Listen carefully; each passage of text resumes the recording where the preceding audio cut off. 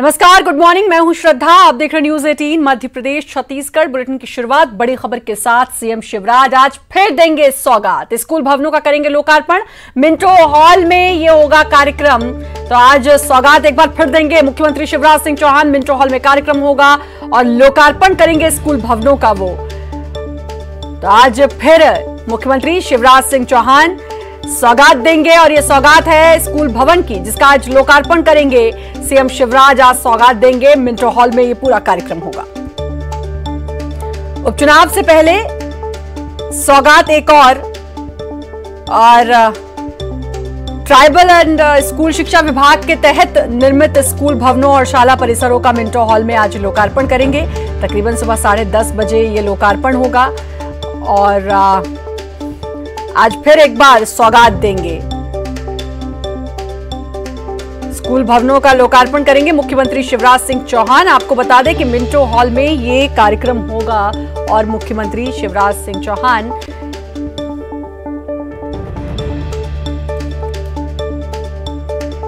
एक बार फिर सौगात देंगे और ये सौगात इस बार स्कूल भवन की है। आज स्कूल भवनों का लोकार्पण करेंगे मुख्यमंत्री शिवराज सिंह चौहान। मिंटो हॉल में यह कार्यक्रम होगा। ट्राइबल एवं स्कूल शिक्षा विभाग के तहत निर्मित स्कूल भवनों का और शाला परिसरों का मिंटो हॉल में आज वो लोकार्पण करेंगे। एक और सौगात मुख्यमंत्री शिवराज सिंह चौहान की, और ये सौगात शिक्षा के भवन की है, यानी कि स्कूल के भवन की सौगात आज मुख्यमंत्री शिवराज सिंह चौहान देंगे। अनुराग जुड़ चुके हैं हमारे संवाददाता हमारे साथ। अनुराग, एक और सौगात, स्कूल भवनों की सौगात आज मुख्यमंत्री देंगे। बिल्कुल, देखिए, मुख्यमंत्री शिवराज सिंह चौहान लगातार प्रदेश को सौगात देने का काम कर रहे हैं। जिन इलाकों में उपचुनाव हो रहा है और जिन इलाकों में आचार संहिता लागू है, उन इलाकों को छोड़ दिया जाए तो बाकी जगह पर जो निर्माण कार्य किए जा रहे हैं उसकी लगातार सौगात दी जाने की काम किया जा रहा है। और आज प्रदेश में स्कूल शिक्षा विभाग और आदिम जाति कल्याण विभाग के तहत 495 करोड़ की लागत से जो शैक्षिक परिसर बनकर तैयार हुए हैं उनके लोकार्पण का कार्यक्रम होगा। मुख्यमंत्री शिवराज सिंह चौहान वर्चुअल कॉन्फ्रेंसिंग के जरिए इसकी सौगात देने का काम करेंगे। 145 नए शैक्षिक भवनों का ये लोकार्पण होगा। ये नए भवन बनाए गए हैं। एक तो आदिम जाति कल्याण विभाग के तहत हैं और इसके अलावा स्कूल शिक्षा विभाग की नई बिल्डिंगें हैं जो बनकर तैयार हो चुकी हैं, उनका वर्चुअल लोकार्पण किया जाएगा। यानी कि उन इलाकों के छात्रों के लिए ये अच्छी खबर होगी कि अब वो नई बिल्डिंग में नए स्कूल भवन में शिफ्ट होकर पढ़ाई कर सकेंगे। इसके अलावा कई नए छात्रावास की सौगात भी मुख्यमंत्री शिवराज सिंह चौहान आज देने का काम करेंगे। इसी के तहत आज कार्यक्रम रखा गया है। मिंटो हॉल से ये पूरा वर्चुअल कॉन्फ्रेंसिंग के जरिए कार्यक्रम होगा। उमरिया से मंत्री मीना सिंह, जो आदिम जाति कल्याण मंत्री हैं, वो जुड़ेंगी। और इसके अलावा मंत्री गोपाल भार्गव और जो इंदर सिंह परमार स्कूल शिक्षा मंत्री हैं, वो भी इस कार्यक्रम में जुड़ेंगे। तो कुल मिलाकर वर्चुअल कॉन्फ्रेंसिंग के जरिए पूरा का पूरा कार्यक्रम होगा और तकरीबन 145 यहाँ पर लोकार्पण करेंगे मुख्यमंत्री शिवराज सिंह चौहान। अनुराग, आप बने रहिए हमारे साथ। अगली खबर का रुख करते हैं। उपचुनाव को लेकर बीजेपी का चुनाव प्रचार तेज हो गया है। बीजेपी अब टोटल हाईटेक कैंपेन शुरू कर रही है। एमपी के चुनावी इतिहास में पहली बार लाइव क्वालिटी रथ बनाया गया है। आज से बीजेपी प्रदेश मुख्यालय से ये 28 वीडियो रथ चुनाव प्रचार में उतरेंगे और बीजेपी के पक्ष में चुनाव प्रचार करेंगे। ये रथ पूरी तरह से हाईटेक है, जिससे कोई भी बड़ा नेता लाइव प्रसारण के जरिए जुड़ सकता है। तो हाईटेक तरीके से अब प्रचार होगा। क्वालिटी रथ जिनको अब सजा धजा के तैयार कर दिया है, इंतजार है तो मुख्यमंत्री की हरी झंडी का। तो बीजेपी का टोटल ये हाईटेक कैंपेन हम इसको कह सकते हैं। और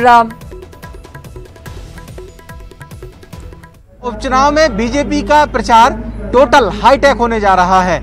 बीजेपी 28 विधानसभा क्षेत्रों में ये डिजिटल रथ रवाना करेगी। ये कोई आम रथ नहीं है। दरअसल इसमें प्रदेश और केंद्र सरकार की योजनाओं के प्रचार प्रसार के साथ ही साथ में एक खास खूबी भी रखी गई है। ये रथ जहां भी खड़ा होगा वहां ऑन एयर लाइव प्रसारण से जुड़ सकता है। ये संभवतः बीजेपी के मध्य प्रदेश के चुनावी इतिहास में पहली बार होने जा रहा है कि इस तरीके के रथ बनाए गए हैं जहां से कोई भी बड़ा नेता, कोई भी बड़ा प्रत्याशी सीधे लाइव जुड़ सकता है। हम आपको अंदर भी दिखाएंगे कि इसमें आखिरकार किस तरीके की जो टेक्नोलॉजी है उसका इस्तेमाल किया गया है। ये रथ पूरी तरीके से हाईटेक तरीके से बनाया गया है। यहाँ अंदर डिजिटली ये ऑनलाइन भी कनेक्ट हो सकता है, जिसके जरिए किसी भी नेता का भाषण किसी भी विधानसभा क्षेत्र में जहां पर चुनाव हो रहा है वहां लाइव प्रसारण किया जा सकता है। तो ये अपने आप में अनोखा कैंपेन बीजेपी का इस बार उपचुनाव में देखने को मिलेगा। ये रथ 13 अक्टूबर को दोपहर 2 बजे मुख्यमंत्री शिवराज सिंह चौहान और बीजेपी के प्रदेश अध्यक्ष वीडी शर्मा यहाँ बीजेपी प्रदेश मुख्यालय से रवाना करेंगे और तब ये 28 विधानसभा क्षेत्रों में जाकर वहां पर प्रचार प्रसार बीजेपी की ओर से करेंगे। कैमरामैन दीपक के साथ शरद श्रीवास्तव, न्यूज़ 18 भोपाल। और अनुराग जुड़ चुके हैं हमारे संवाददाता हमारे साथ। अनुराग, ये टोटल हाईटेक कैंपेन बीजेपी का एक अलग तरीके से प्रचार करने बीजेपी अब जा रही है। बिल्कुल, देखिए 28 सीटों पर सीधे मतदाता से कनेक्टिविटी को बढ़ाने के लिए ये रथ रवाना किए जाएंगे। 28 विधानसभा सीटों पर ये रथ रवाना होंगे, जिसमें मोदी और शिवराज सरकार की योजनाओं की जानकारी तो आम लोगों को दी जाएगी, लेकिन इसके अलावा पार्टी के बड़े नेता सीधे जनता से रूबरू भी हो सकेंगे। यानी किसी भी इलाके में पहुंचकर ये रथ बड़े नेताओं के से संपर्क साधने का बड़ा जरिया होगा। और बीजेपी की कोशिश इस बात को लेकर है कि उपचुनाव वाली सीटों पर ज्यादा से ज्यादा लोगों से संपर्क किया जाए और इसी के लिए पूरे 28 विधानसभा सीटों के लिए अलग अलग रथ तैयार किए गए हैं, जो कि अलग अलग इलाकों में घूमेंगे और इसके अलावा लोगों को इस बात की जानकारी देंगे कि सरकार ने कौन कौन सी योजनाएं उनके हित के लिए चलाई हैं, क्षेत्र के विकास के लिए कौन से काम हुए उसकी जानकारी दी जाएगी। और यदि कहीं कोई चुनावी सभा करनी होगी तो वीडियो कॉन्फ्रेंसिंग एक बड़ी सी टीवी के जरिए नेता जो है सीधे जनता के साथ जुड़ सकेंगे। यानी कि अपनी बात को आसानी से और पूरी तरीके से पहुंचाने के लिए बीजेपी ने अब हाईटेक माध्यम को चुना है और इसी के लिए ये पूरे चुनावी रथ तैयार किए गए, पूरी तरीके से डिजिटाइजेशन के तहत ये पूरे तैयार किए गए। इसमें उन तमाम बातों को समावेश किया गया है ताकि दिल्ली में बैठकर या ग्वालियर में बैठकर या भोपाल में बैठकर कोई भी नेता सीधे किसी भी विधानसभा के मतदाता से संवाद कर सकेगा। तो कुल मिलाकर पार्टी की कोशिश है कि कुल मिलाकर और भी रोचक अनुराग अब हो जाएगा, क्योंकि प्रचार करने का तरीका इस बार बड़ा अलग है और बीजेपी हमेशा ही ये देखा गया है, चाहे वो सोशल मीडिया हो या फिर अब ये नया प्रचार करने का तरीका, कुछ अलग तो करने की कोशिश करती है। अब देखना है ये कोशिश कितनी रंग लाएगी, ये 10 नवंबर को पता चलेगा जब नतीजे आएंगे। शुक्रिया आपका अनुराग, जुड़ने के लिए, तमाम जानकारी देने के लिए। भाजपा के स्टार प्रचारक और राज्यसभा सांसद यानी कि ज्योतिरादित्य सिंधिया ने अशोकनगर के बहादुरपुर में उपचुनाव को ग्वालियर के अस्मिता एवं मान सम्मान का विषय बताया है। सिंधिया ने जहां अपनी दादी विजयाराजे सिंधिया के सम्मान में सरकार द्वारा जारी किए गए 100 रुपए के सिक्के के लिए प्रधानमंत्री मोदी का आभार जताया, तो वहीं कांग्रेस पर जमकर हमला बोला। सिंधिया ने कहा कि जहां जहां बीजेपी कार्यकर्ताओं का पसीना टपकेगा वहां मेरा खून बहेगा। उनकी माने तो कमलनाथ और दिग्विजय सिंह ने वल्लभ भवन को भ्रष्टाचार का अड्डा बना रखा था। कांग्रेस के लिए हर चीज व्यापार रही है। कांग्रेस की नीति और उनकी सोच, जिस तरीके से कांग्रेस के लिए हर चीज व्यापार है, प्रगति व्यापार है, विकास व्यापार है और मनुष्य व्यापार है। इनको केवल एक चीज की चिंता है और वो अपनी कुर्सी की, किसी तरह भी कुर्सी उनको मिल जाए राज करने के लिए। जिस मुख्यमंत्री ने एक बार भी अशोकनगर में पांव नहीं रखा, उस मुख्यमंत्री को मुख्यमंत्री रहने का कोई औचित्य नहीं होता। 15 महीने में एक बार भी एक जिले में नहीं गए। तो एक तरफ जहां बीजेपी हाईटेक तरीके से प्रचार में अब लगी है, आज रथ भी रवाना किए जाएंगे, वहीं कांग्रेस भी पूरे जोर शोर के साथ प्रचार कर रही है। गुना जहां पूर्व सीएम कमलनाथ आज बमौरी में कार्यकर्ता सम्मेलन में शामिल होंगे। कमलनाथ कांग्रेस प्रत्याशी केएल अग्रवाल के समर्थन में प्रचार करेंगे। पूर्व प्रदेश अध्यक्ष कांतिलाल भूरिया भी मौजूद रहेंगे। तो पूर्व सीएम कमलनाथ आज बमौरी में और कांग्रेस प्रत्याशी का प्रचार करेंगे। कांग्रेस प्रत्याशी केएल अग्रवाल के समर्थन में आज पूर्व सीएम कमलनाथ उतरेंगे और प्रचार प्रसार करेंगे। तो पूरी तरीके से कमान संभाल रखी है कमलनाथ ने प्रचार प्रसार की और रोजाना वो प्रचार करते हुए कांग्रेस प्रत्याशियों का नजर आ रहे हैं और पूरे तरीके से पूरे जोर के साथ ये प्रचार किया जा रहा है। आज बारी है बमौरी की और आपको बता दें KL अग्रवाल के समर्थन में आज वो प्रचार करेंगे।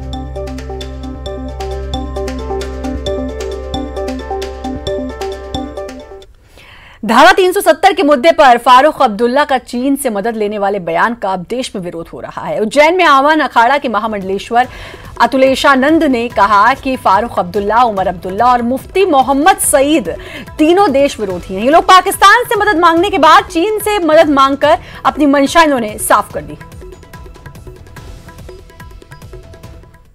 रास्ता मिल गया है चाइना के पास भीख मांगने का, तो इन्होंने चाइना के पक्ष में बोला है कि चाइना इसलिए क्रोधित है क्योंकि धारा 370 मोदी जी ने भारत से हटाई है।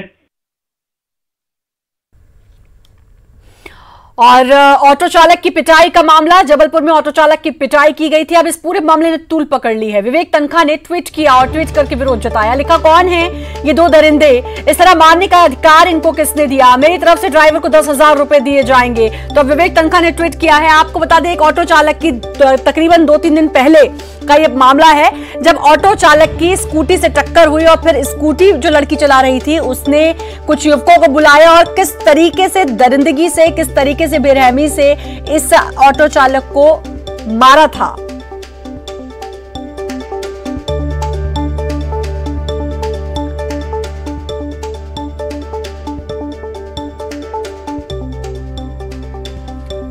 और आपको बता दें, ऑटो चालक जिसका नाम ऑटो चालक की आरोपी अभिषेक दुबे की ओर से की गई बेरहमी से पिटाई का वीडियो सामने आने के बाद पुलिस और आरोपी के खिलाफ आधारताल थाना पुलिस ने हत्या के प्रयास का मामला दर्ज किया है।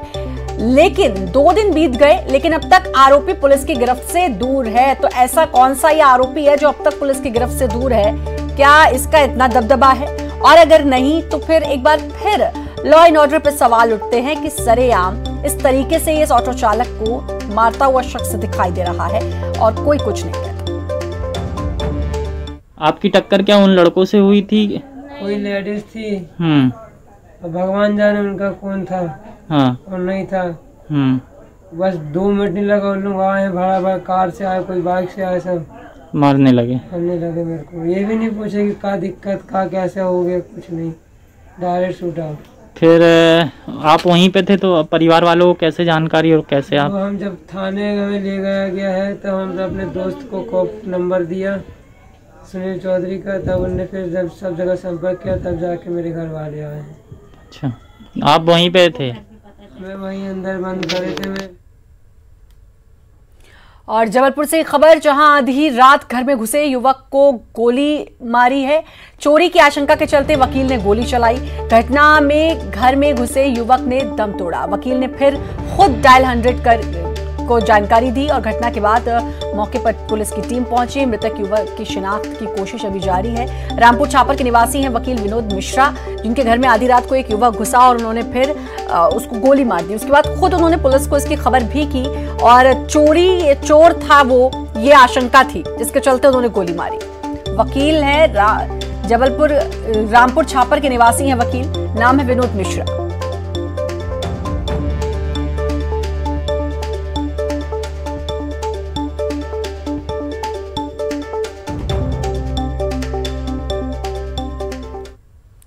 और खबर सीधी से, जहां केंद्रीय सहकारी बैंक में चोरी, 6 लाख से अधिक कैश की चोरी। नकाबपोश बदमाशों ने वारदात की सीसीटीवी में कैद हो चुकी है वारदात। बैंक प्रबंधन की लापरवाही इसमें सामने आई है। लॉकर की चाबी बैंक में थी और 6 लाख से अधिक की चोरी हो गई।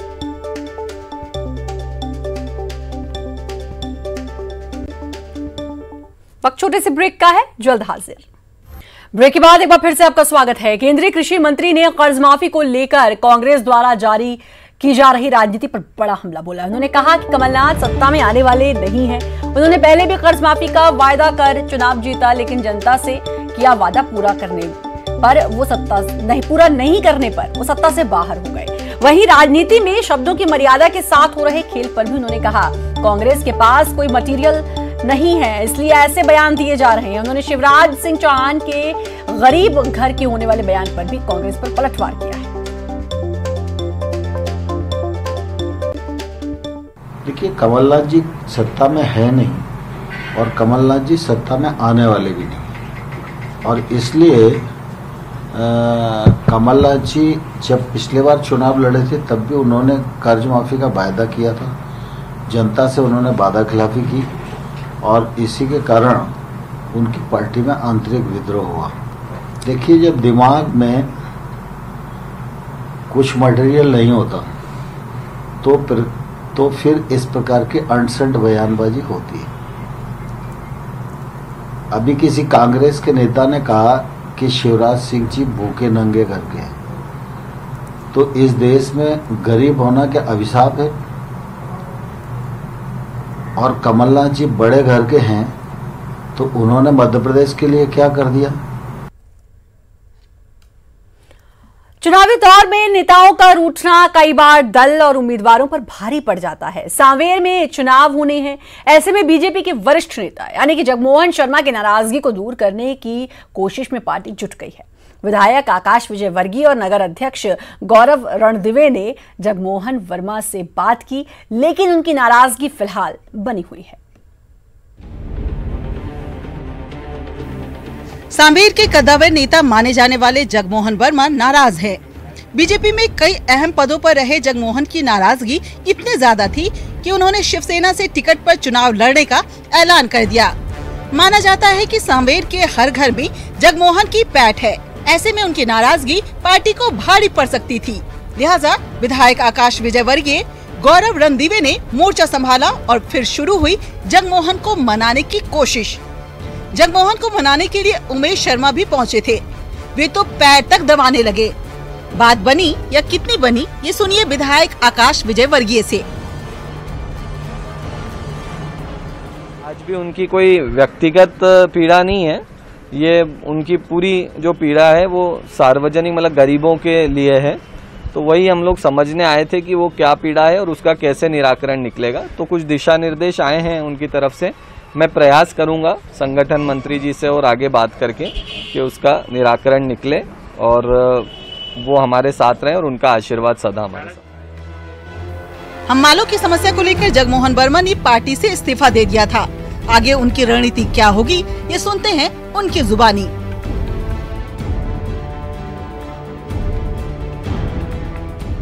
3 दिन बाद आए हैं इस्तीफा देने के, वो भी नगर अध्यक्ष हमारे क्षेत्रीय विधायक को लेकर आए। क्षेत्रीय विधायक को कोई जानकारी नहीं है हम माल के इन समस्या को, जबकि वो क्षेत्र भी उनका ही है, उनको कोई जानकारी नहीं थी। मैंने जो इशू दिए उनको 1 मिनट में ये काम हो सकता है। अगर सीएम आदेश कर रहे हैं तो ये काम बहुत आसानी से हो सकता है और हम माल अपने हमाली काम में जा सकते हैं और जगमोहन वर्मा का इस्तीफा वापस हो सकता है। स्वतंत्र है, अपन स्वतंत्र हैं। जगमोहन वर्मा 70 के दशक में बीजेपी से जुड़े थे। प्रदेश में अर्जुन सिंह की सरकार के समय जगमोहन वर्मा ने कई आंदोलन किए, तब उन पर 32 केस भी चले। कुल मिलाकर बीजेपी सांवेर में मजबूत हुई तो उसके पीछे जगमोहन वर्मा का पसीना भी था। ऐसे में अगर उनकी नाराजगी बनी रहती है तो इसका सीधा नुकसान तुलसी सिलावट को हो सकता है। इंदौर से न्यूज़ 18 के लिए अरुण त्रिवेदी की रिपोर्ट।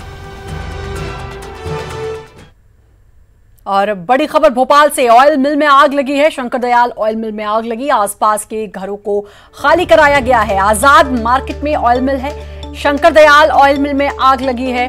भीषण आग, आसपास के घरों को खाली कराया गया है। आपको बता दें आजाद नगर में ये आजाद मार्केट में ये मिल है और यहाँ पर आग लगी है। आसपास के जो घर हैं उनको खाली कराया गया है।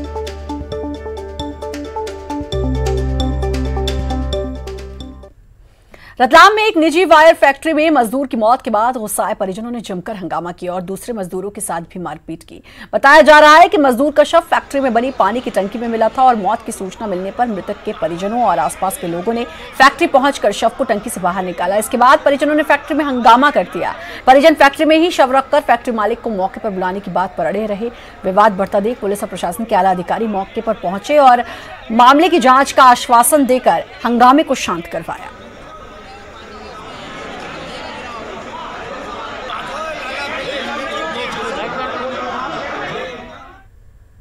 और इसी के साथ फिलहाल इस बुलेटिन में इतना ही, लेकिन बाकी खबरों के लिए लगातार बने रहिए न्यूज़ 18 मध्य प्रदेश।